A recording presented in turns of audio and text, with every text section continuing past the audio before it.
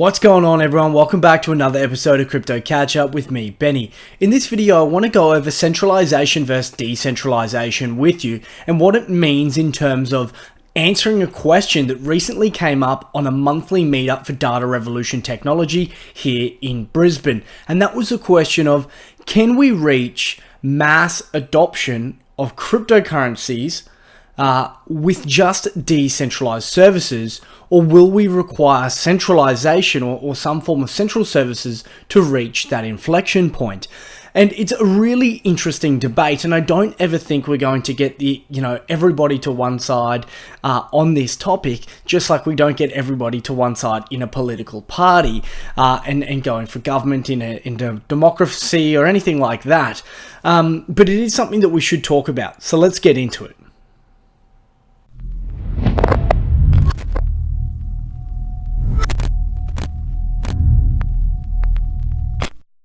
Alright, now Vitalik Buterin a couple of years ago kind of went about describing the three types of decentralization and the reason why you would do that. And it's a question that I really want you to think about yourself. What's important to you? Do you have a particular brand name that you follow, that you trust, and therefore don't mind having some form of centralized service to offer you? Is it an Audi that you drive, a Toyota? You might be a Holden driver, a BMW. Or are you on the side of the fence where simply everything for you needs to be decentralized? You no longer trust anybody, any business, any government, not even your friends possibly, who knows? But that are the two varying sides of what we're talking about here. Some people are very passionate, obviously, about the decentralized nature, the promises of privacy, the promises of, owning your own data, and obviously the utopian world that may provide. And then obviously other of us, might sit on the centralized side of the fence because we want usability, we want some form of insurance to what's going on, we want usability, and there's obviously different reasons why this can or cannot be achieved with both sides of the fence. So what I want to first go through though is, how do you quantify centralization or decentralization, and what does mass adoption actually mean? And centralization is fairly simple in terms of it could be a central government, it could be a central bank, it could be a single point of failure, it could be a single authority or a business in which is controlling, all of that information in one. It's fairly easy to understand that. However, the decentralized side of things is not so much the same. So let's have a little bit of a talk about that. So on your screen, you have three types of decentralization, like I said, from Vitalik Buterin, and that's architecturally decentralized. So in terms of the computational power, the parts of the system that make up what is, we consider cryptocurrencies, politically decentralized, and logically decentralized. Now, blockchains, and more specifically Ethereum, is just that. Architecturally decentralized and politically decentralized, but they are not logically decentralized.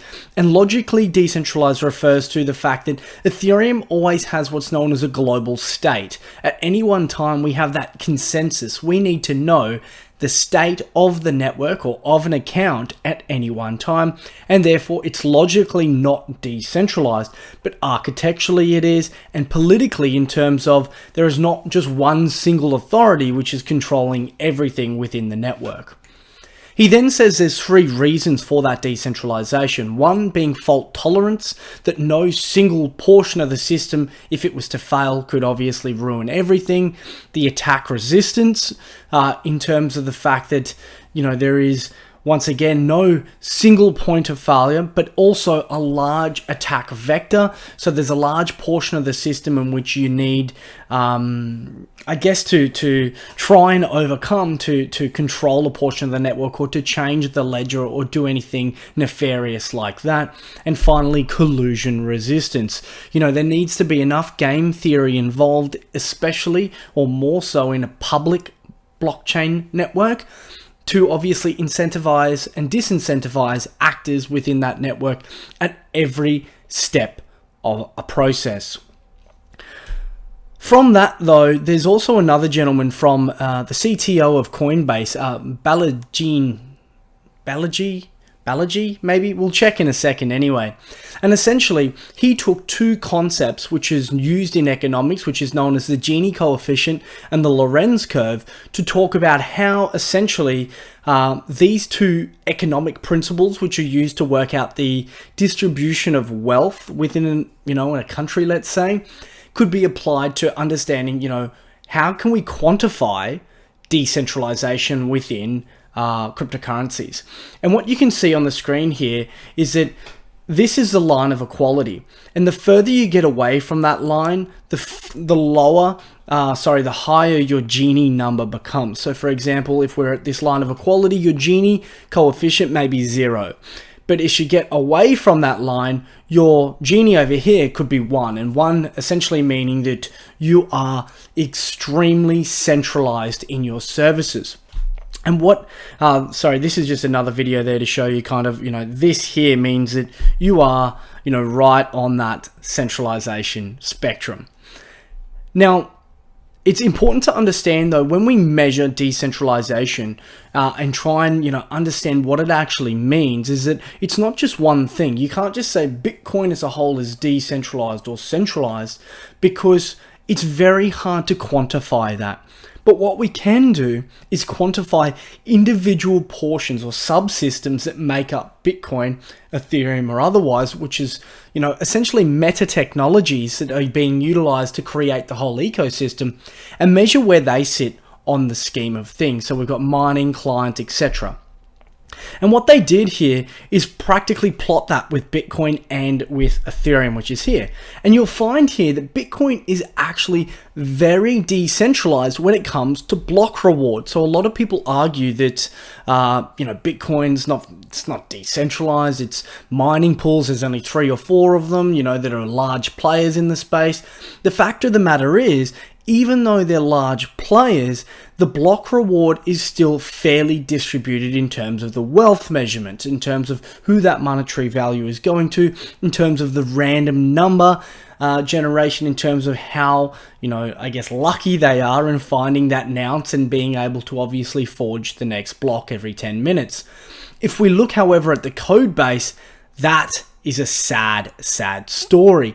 But obviously there's context to that. So of all the clients in the world that are downloading and utilizing a Bitcoin, core wallet or mining software, I should say, they're using one or the other. There isn't a lot to choose from. And that's where we get this kind of, centralization from, is that, maybe 90+% of people are using Bitcoin Core, and rather than, another Bitcoin client there. And then we can see, obviously, these are fairly, centralized in terms of the commits, the addresses, etc., etc.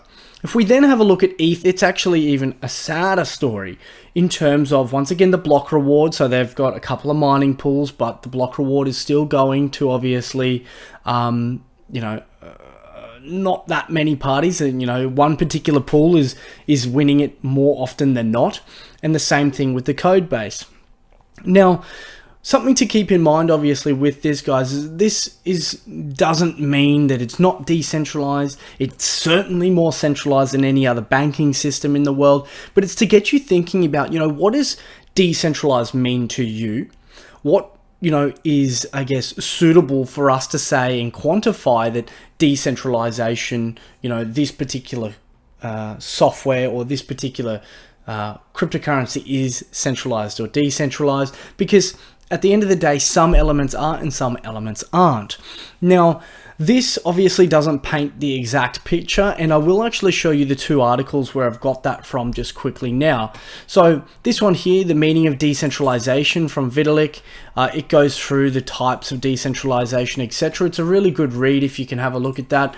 And secondly, Balaji from Coinbase, this Quantifying Decentralization. Now, this article goes a lot further into talking about what he's come up with known as the Nakamoto coefficient, because you need to understand, if it's above 51%, in terms of centralization, then obviously we might start to see a problem, or if it's, lower, then we might have a greater opportunity, which is what it's kind of showing here. This 51% means we're not looking so good in the way that he's trying to utilize these two economic measurements in that of, understanding what it means for cryptocurrencies. So please take a look at that information.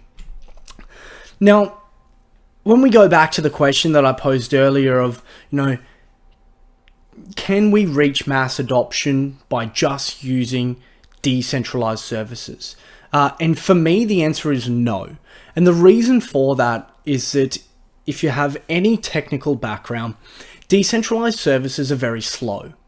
They're very cumbersome because they don't have the user experience that we're used to. So in terms of what we're used to now, we're used to being able to get on the internet 24/7. We're used to pages loading very quickly. And the reason that's possible is because, these large central providers who don't own the internet but own a lot of the infrastructure provide services close by in your local town or within your country.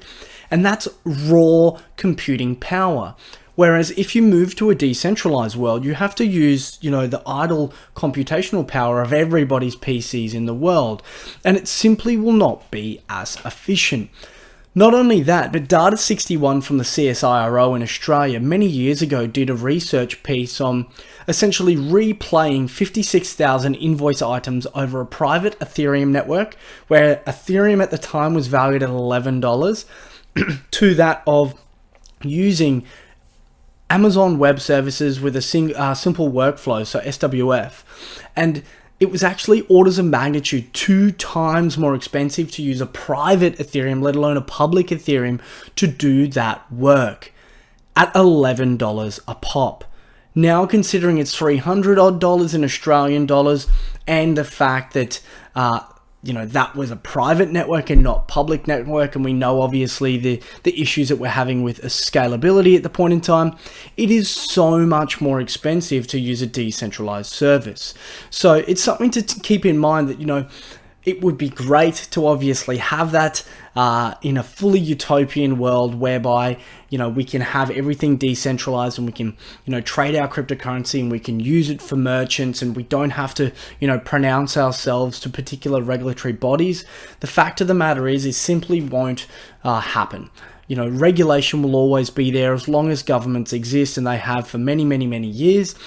Some people and the majority of people aren't the ones that are pushing for decentralization. They're pushing for, ease of use. They're pushing for usability. So we need to find that happy balance. And what that might be is that when you're, signing up to a crypto exchange and it has a fiat on-ramp to take your, local sovereign issued fiat currency like the Australian dollar or the United States dollar into that system, well, you might have to obviously know your customer information, but hopefully we can obviously get the ecosystem to a point where governments allow and kind of step back and say, hey, we've checked you on the way in. We're going to allow you to do what you like within, that ecosystem, because cash is the same. Certain governments say that we can't utilize these services because they're used for drugs, they're used for gang activity. The reality is cash is exactly the same, if not worse, because it's not as traceable. It is a lot harder to trace than a digital currency that is immutable. So that's just something to keep in mind, guys, around decentralization versus centralization. When you ask that question around mass adoption, like I said, a utopian world, obviously, we might be all good. However, for the meantime, with where we are at with technology, the service that can provide, the ease of use for everyday people without crazy account numbers, without crazy private keys being so hard to use, is certainly going to be the one that aids us most in reaching mass adoption. Please leave your comments below. That's just some of my thoughts, but please have a look into what decentralization really means so you can understand it, because a lot of people just go, oh, I hate the government, that's decentralized. Really, at the end of the day, that is not helpful to the community. It doesn't actually show that you have any understanding as to how we can actually get there and how you could partake in that network to help us get to mass adoption of cryptocurrencies. Alright guys, that's just my 2 cents. Please like and subscribe. Press the bell so you can see when I upload again. And let your friends know. I'll catch you later.